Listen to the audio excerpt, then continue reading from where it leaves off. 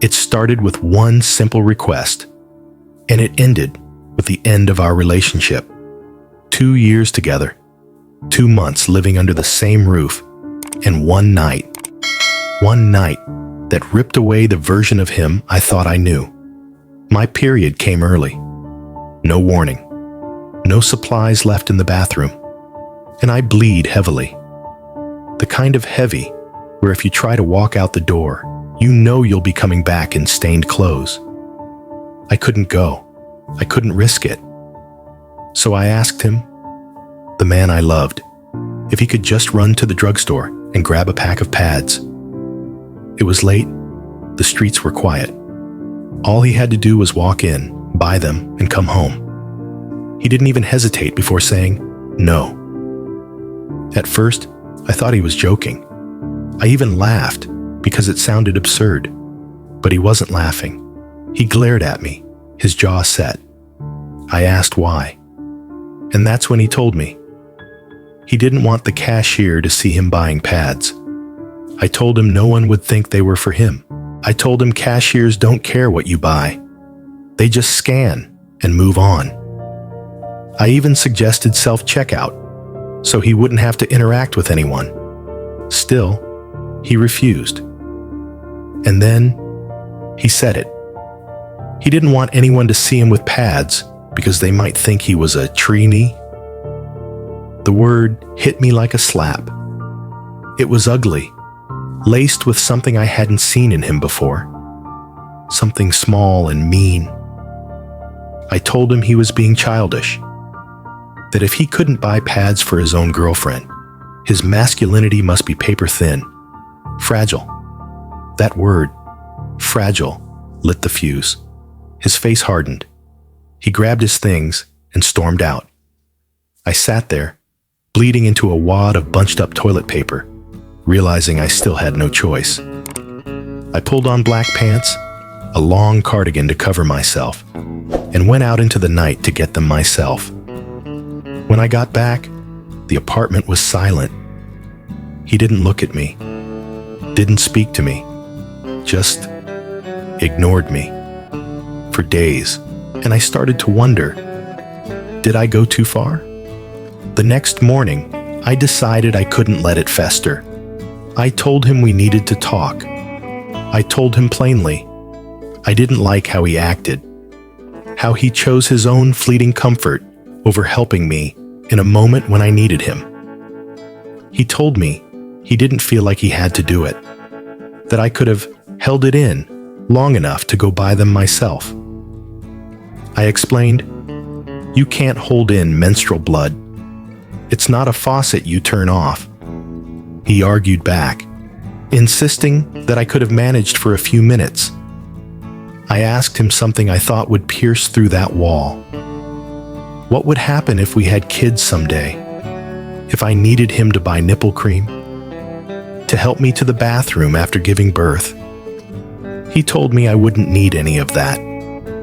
That I should be able to do everything on my own. And then he added, the only reason you'd need help is if you were a cripple. It felt like the ground was shifting under me. This wasn't just about pads anymore, so I asked him directly about that word he used before, the slur. Why he said it. He said he didn't understand why anyone would want to change the gender they were born with. That cemented everything for me. In that moment, I realized this man I'd shared my life with for 2 years, the man I thought was kind and open-hearted, was not someone I could trust with my vulnerability. Not someone I could picture holding my hand through pain, illness, childbirth. Not someone who could even handle a pack of cotton and plastic without thinking it made him less of a man. I told him we needed to break up. He exploded, called me a bitch, told me I was exaggerating. I didn't yell back. I didn't cry in front of him. I told him I'd send him my half of the rent for the month. Then I packed my bags. I drove to my parents' house in silence. Now, here I am, in my old bedroom, surrounded by pieces of my life I thought I'd grown out of.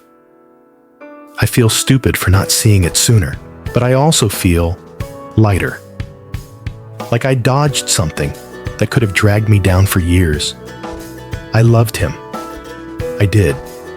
But love doesn't mean staying with someone who won't even walk into a store for you. Love doesn't mean excusing someone's prejudice because it's just how they are. So, am I the asshole? Because I called it like I saw it. His masculinity was fragile. And when I saw what was underneath, I knew I couldn't love that version of him.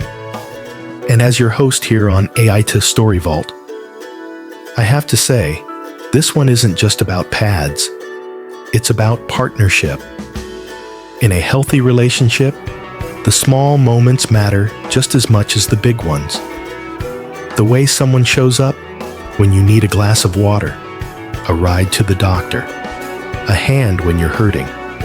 Those are the things that reveal their character. And here's the truth. Embarrassment fades, but the memory of someone refusing to help you when you needed them, that stays. So ask yourself, if your partner won't stand by you in the aisle of a drugstore, will they stand by you when life gets harder? I'd love to hear what you think. Would you have stayed? Or is walking away the only real answer?